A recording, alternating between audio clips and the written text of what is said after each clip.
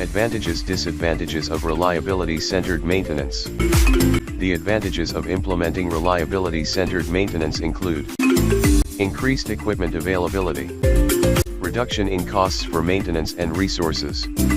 Disadvantages of reliability-centered maintenance include it is often considered too complex and costly for many facilities to implement, with the exception of large, experienced, enterprise-level organizations.